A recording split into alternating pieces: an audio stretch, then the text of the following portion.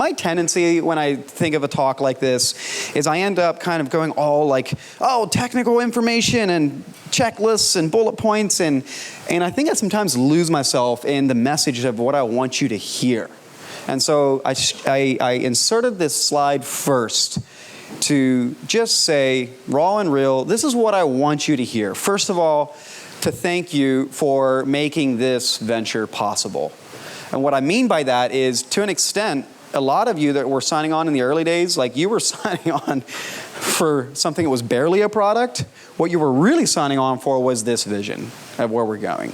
And meaning you were voting your dollars into, like, we believe that this company is going to have our best interests at heart in the future.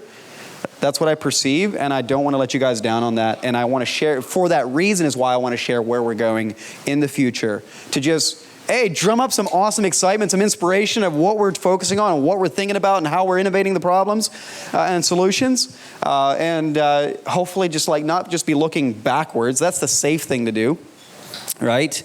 But also give you a little peek into where our heads are at in the future, which feels a little dangerous because none of us can predict the future, and we say we want to do something, then we realize that can't be done because of XYZ reason, or it's going to take much longer than we thought. And so I just want to be say up front that I am sharing this to be as a way of inviting you into our kitchen and letting you know where our head is at, not as a way of like, we're going to deliver this by September 15th, and you get what I'm saying? Does it make sense? Okay. I'm going to do a little storytelling. I'm going to share a vision for the future and inspire you, and hopefully inspire you for what is to come. So we did give recognition to this team, but I just want you to resonate with this photo for a moment, because without you in this room, this photo would not be possible. And what I mean by that is, it is no small miracle that we managed to get enough of you signed on so that we didn't run out of money, so we didn't crash and burn before the vision ever got off the ground. And I'm going to give you a little bit more context about that story. I'll try to be brief because I want to get going forward. But the beginning, this is where it all started. This photo was taken in 2017, which would have been right around the time when we were first having our first meetings about what SynkedUP would look like, what it would do. We weren't even calling it SynkedUP at that time. We were just calling it the software project. And this is where Steve and Matt bought into the vision and started funding it, because I didn't have the money. I was just an employee working an hourly job at that point. But this is a lot of what you see in SynkedUP came from the hard lessons and the way we solved them from this company. And that was both good and bad, because there was some things that were really good, and then there was some things that we realized we had hard-coded into the app that were really just specific to Tussie, but not universally flexible for an industry, right? This is just lessons of doing software. How many of you have heard me share the light bulb story? Yeah, I know you have, Josh, yeah. Basically what happened is my dad sold a telecommunications company. He went to go work for that company, and I remember coming home from work one day from Tussie in the middle of like, we're using 4 different systems and spreadsheets, and this is ridiculous. I came home from work one day, and my dad was sitting on the back patio working on a project. He was like clicking around some graphs, and I was like, what are you doing? And he said, oh, I'm just testing a software project. And I was like, you mean you're just building that however you want? And it was like, bing, that's where the light bulb went off. And the most naive light bulb I ever had, because I was like, we're going to build our own. How many of you ever said that? I know, exactly. Whew. Wow. It's no small miracle. I know I said it once already. It's no small miracle. And today that we're here. And today I would say, like, dude, if it requires a team. It's a whole separate business. So sometimes we think that we're just going to solve this simple little problem. We're going to go do it, and then we realize like the energy and the money and the time it takes it's a whole other thing. And it's a God thing, and for me is how the stars aligned and we all came together, and this thing is actually reality here today. But we started with a local developer from that company that my dad had gone to work for. Then, because of my connections in Romania, with my wife being from Romania, I called this guy that I got to know over there. I was like, hey, I knew you were going to school for computer science. What are you doing? And he said, oh yeah, I'm working as a developer. It was basically in a dev sweatshop in East Europe, working for $2,000 a month. And so we hired him, and then eventually we built it up to where we had 4 different Romanians, and we built fast. Like, we built a lot of stuff really fast. And some of that code still lives today. But when you build fast and there's no real tech leadership, I can't code. What do you think happens? When you build a patio with no foreman on site, what do you think happens? I know, by the way, all the people that are out there on the job site are junior. What do you think happens? It fails, yeah. We barely squeaked through that, just say that. And it was actually so crazy. We built a whole mobile app that never saw the light of day. We just threw it in the trash can and started over. Yeah. But thank God, enough of you bought into this vision and supported us. And I'm not kidding when I say it was by a hair that cash flow wise, logistically, the product working for enough of you, like that this all came together. And so I will eternally have gratitude in my heart for this room and the people that made it possible. This photo, so how many of you knew that Fred worked for the company that first signed on for SynkedUP? Couple. Okay, so Fred worked at a company in New York, and they were the very first company to sign on for SynkedUP. And this photo is the weird transition point where I was running a crew for Tussie and being director of marketing and serving the first 12 or so customers of SynkedUP through a summer. I did a whole summer of that. And this is me responding to a chat support ticket out on the job site. There's a waterfall behind me that was halfway built. So it was crazy, just say that. And this is Cody, our product guy, is in here. He will cringe and tell me, why did you put that slide up there? Hang on a second, Cody. It'll get better. But this is one of my first mock-ups, let's say, that I made in Photoshop for the time tracking app. This is the one you never saw. And this is like, I probably had, 30 hours into this thing that just fizzled and went away, But this was the beginning. This was the beginning, guys. And today, let's do a quick straw poll. Does this look any better? Yeah? Does anybody disagree? Does it look worse? Okay, all right. But this is just the privilege and luxury that we've had with having you join the vision that we can fund this kind of development. So our product vision is ultimately what it all boils down to. I don't care if we're building scheduling, I don't care if we're building item catalog stuff, I don't care what we're building. At the end of the day, the problem in the market that we solve is to help you price your jobs profitably. We're not a marketing CRM. We're not necessarily an invoicing like a QuickBooks. We're not a QuickBooks. We are solely focused on this problem right here for the industry. And every decision we make plays into this. And our vision is to do this across.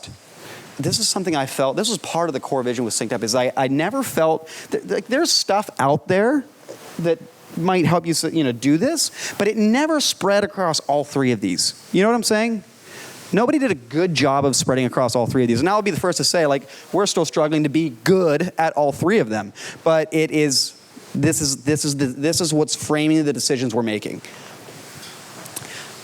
But something I want you all to realize, because I've seen this after onboarding over 1,000 contractors, that to price, what people do is they'll come, they're in such a undocumented, I have no idea what's going on, I just pull a number out of my head. They're in such a, the bar is so low when they start that they come in and do their first budget and figure out estimating and sending proposals out. And just that is so impactful for them that they think they have the world by the tail and they're done. And it is true that many of you that started in that's the very natural path to starting. And it's true that many of you that started that way did experience significant profit increases just by first doing your first budget and pricing your jobs through an estimating tool like SynkedUP. But it is still based on educated guesses. Those inputs in your budget, right? Hopefully you have a P&L, but many times you don't. I'm just speaking to the people we onboard, right? Hopefully when you say it's going to take 80 hours, it does, but who knows if it was, unless you track. And what I want you to hear is just having a budget is not enough. To price jobs profitably, you must track actual data. And what I mean is, timesheets, materials, expenses, etc. Without that, you are still blind. Because if I bid a job for 80 hours and it takes 120 hours in reality out in the field, and I didn't track that time, I have nothing more than a vague gut feeling that I probably didn't do so well on that job. Is this making sense? Do you see how critical this boring thing is? Okay? And when I say boring, what I mean is my guys, they don't want to clock in. They screw it up. The receipts, whatever. We lost them. That is mission critical for your business to be profitable. It's not a if I have time or if it's convenient thing. So I love this quote. I don't even know where it's coming. I could have Googled it and figured out it's not original with me, but fall in love with the problem, not the solution.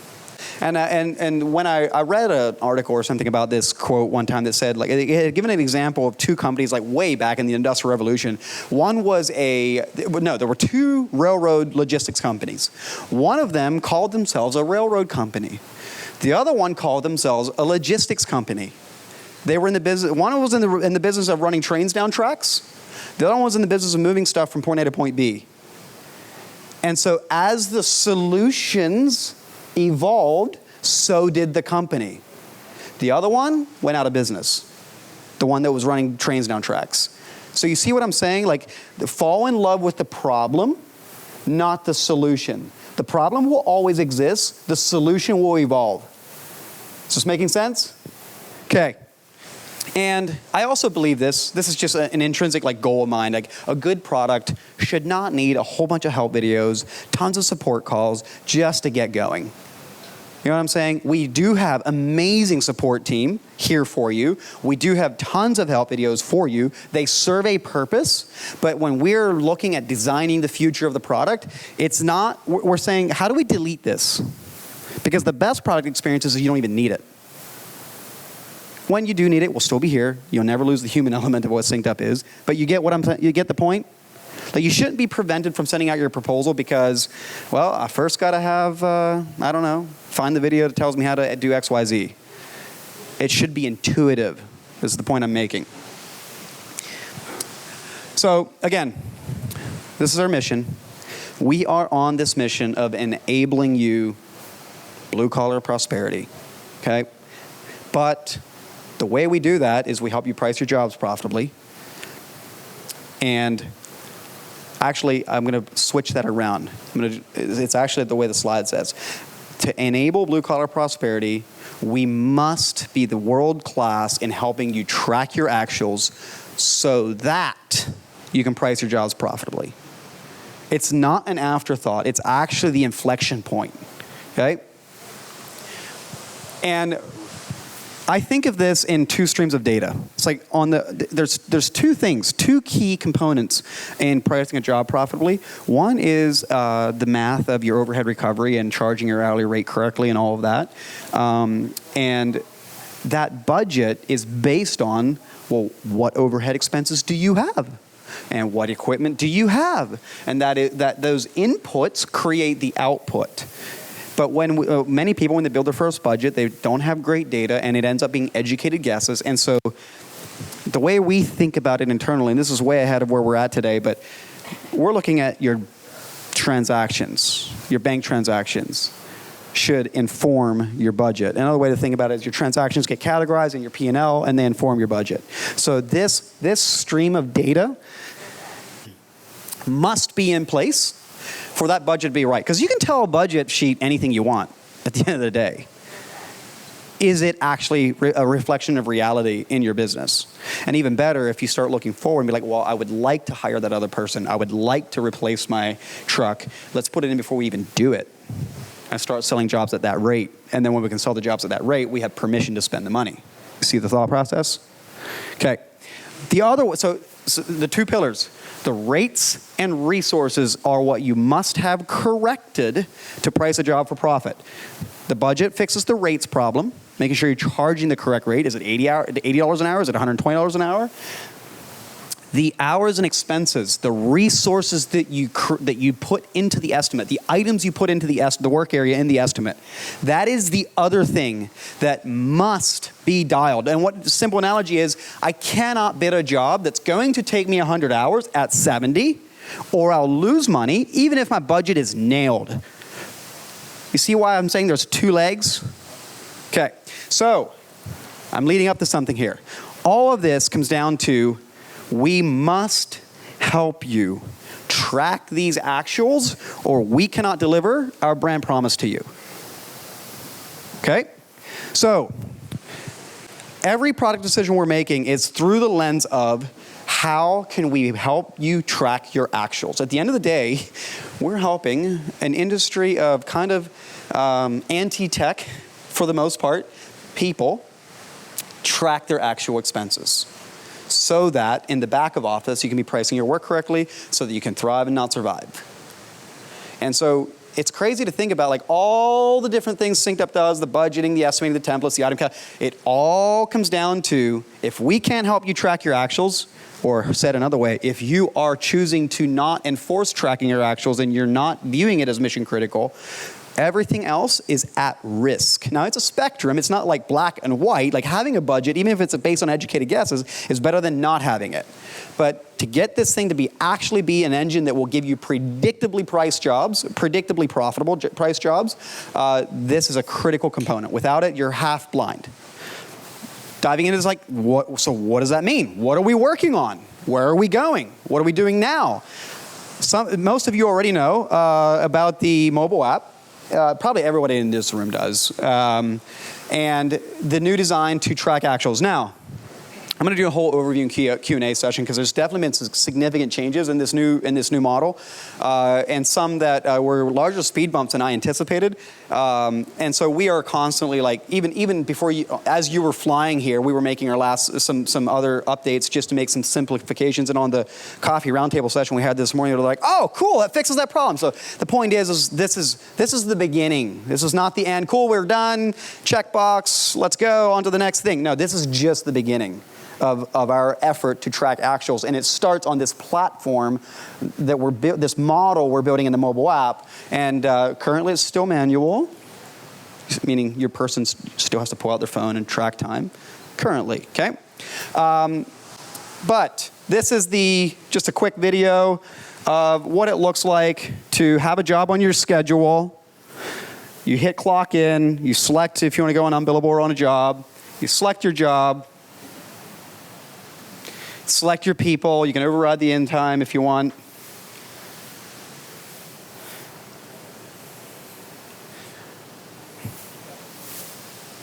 And then I'm clocked in. And the new thing is I didn't have to select a work area yet. I can wait to do that until later. In fact, when I clock out, then it asks me, what did you work on? I select 3 different work areas, and now I get these cool little sliders to allocate the day across different work areas instead of having to mess with in and out times all day.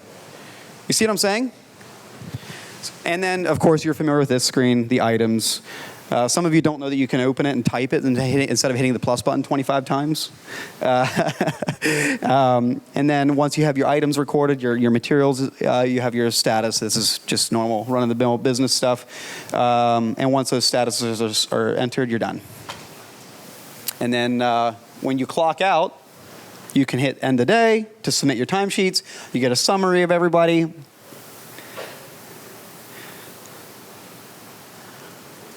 And I'm billable. We have to be productive. So the reason I'm sharing this mobile app thing is we are investing into this mobile app and making decisions. So the sole goal is not to, it's not necessarily to make an easier time tracking app. What it really is making easier to get the actuals so that you can go back and have a more profitably priced job. But we need that time data to do so.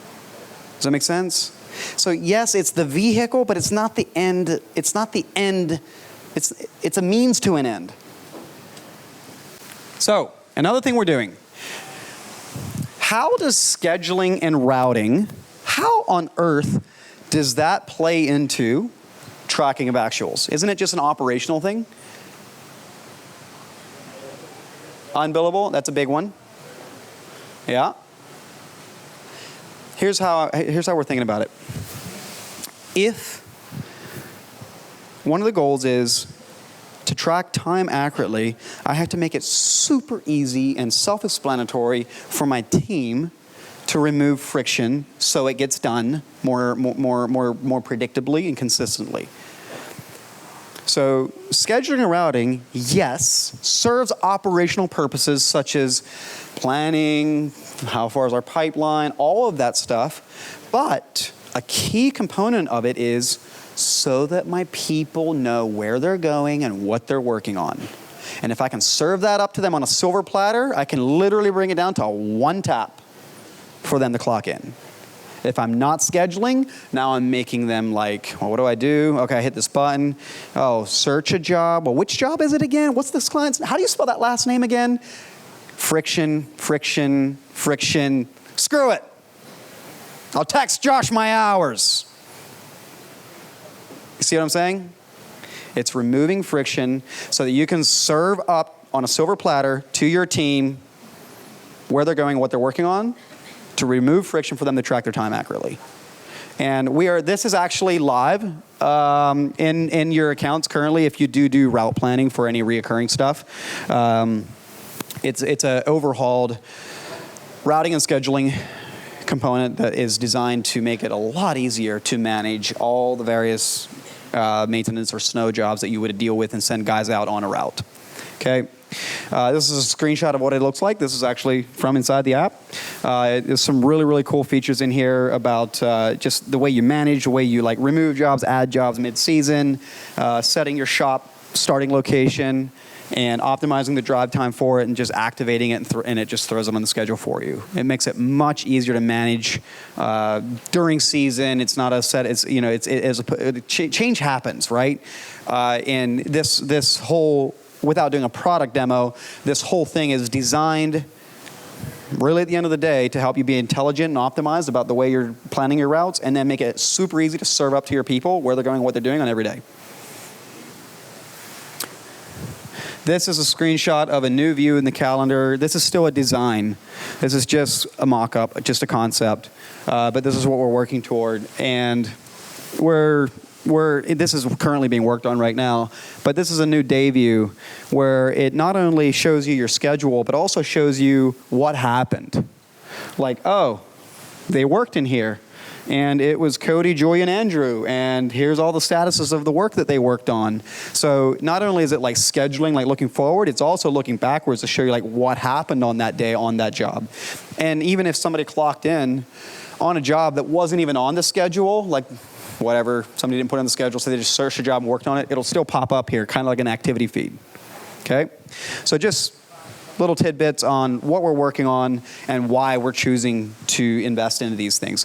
And next, does anybody see why this screenshot is up here?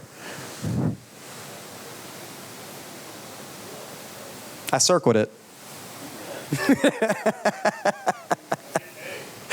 Getting paid. Cash is oxygen.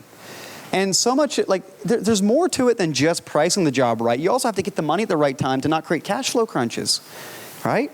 And one of the ways that we are currently working on doing that is beautiful card on file. For those of you that do like recurring maintenance contracts or snow even, so that when, say, the snow event's over or whatever, like you just, okay, all the work that we did is in the activity feed, and you just go through there and hit the card on file and you're done. No chasing the money. And you request that permission on the front end. This is what your client will see when they approve that proposal. Authorize my payment method on file. So this is, if you're doing maintenance, it's pretty self-explanatory. But the other thing that's kind of a component of the work that we're doing here is the automated invoicing. And what that, if you're design build, what that refers to is like when you send out the proposal, and you get the approval and you have the schedule there, instead of having to come into your invoicing then later to get that third payment and be like, what was that amount again? And like, how do I, when did I agree that we would bill that? Like, you can just set that schedule on the proposal and the front end and just enable automated invoicing, and it'll just run the invoicing for you. You don't have to remember to go back and do it for, and basically what was on the proposal gets locked in, which means that if there's change orders, you would have to do a change order and then modify the schedule, and it will adapt. You'll have options to adapt from there. But again, I'm just sharing this stuff with the intent of letting you know where our heads are at, where we're going. I had to fight a little bit to have permission to share some screenshots. I don't know if I even got the permission. Did I? I don't know if Etienne's in here. I did not. Okay, so I'm in trouble. Okay, all right. So can we let Etienne feel at ease? Like, this is about a direction and vision thing? Yeah, thank you.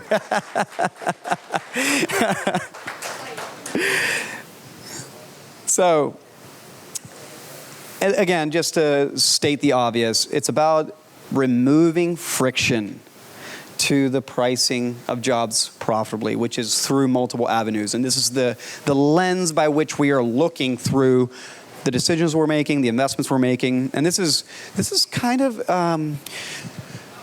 this is a bit of a two-part process. And what I mean by that is, what is our vision? What problem in the market are we here to solve? And I shared that, okay? But there's also another component to that, and that is, what are you struggling with? And that's why these events are so critical.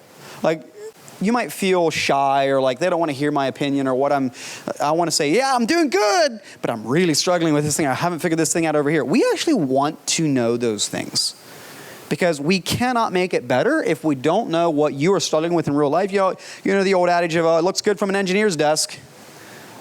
And the only way we're going to break through that false sense of comfort that, yeah, we did all this research and got it right, is if you tell us your raw reality. And that's why we had that cup of coffee roundtable session up here with getting feedback on the new mobile app, and we got some really good nuggets from that. And so, again, reminder on that mobile app, this is just a start. We're not nowhere near the finish line. But if we can't track those actuals, we're flying blind for the 10th time. And just to give you a little bit of a mapping theory to reality or practical, without the actuals, there's no way that you can do job costing. If you don't have the hours and the materials, there is no job costing. There's no way you can do correct invoicing. And there's no way that if you don't have a correct budget, that you have a correct hourly rate. And this is why it's so critical, because this you can't do with actuals at all. But it's pretty easy to come down here to this one and kind of keep operating from an educated guess position over and over and over and over again. Like the line, what was that, Sam, that said, repeat, or was that, I forget who said it, repeat year 1 20 times. And we want to make you better, not just repeat educated budget 20 times. Make sense? Okay. So, back to that quote of fall in love with the problem, not the solution. SynkedUP is falling in love with the problem of tracking your actuals so that you can price your jobs profitably, always. The tech will evolve. What you see here today won't be here 2 years ago. It'll continue to evolve. And the solution, and we are going to continue to innovate and take fresh looks at not getting bright, shiny light syndrome and, let's go over here and build this other thing. That's doing a startup within a startup. Hey, it's dangerous. Split focus is expensive and will sink you more than the rest of your business operations will. Split focus is so expensive. And so we are fighting back against that split focus temptation by choosing the problem and innovating on the solution, falling in love with the problem. So, said simply, you're like, cool, so SynkedUP wants to track actuals? No. Our mission is to make you a world-class tracker of actuals. We're just the vehicle by which you get there. Okay? so that you know every actual hour, every actual material, every actual expense, and you can keep going. Photos, notes, you can keep going with actuals to just enrich your business with data that makes you more intelligent and more capable of repeating what good looks like. So, if you got that actual, if you are a business that has a year's worth of actual data build up, you're literally unstoppable in your quest to price your work for profit. Now, there could be other things that derail you. Mindset, my market won't pay those rates. You're just arguing with reality. Facts don't care about your feelings.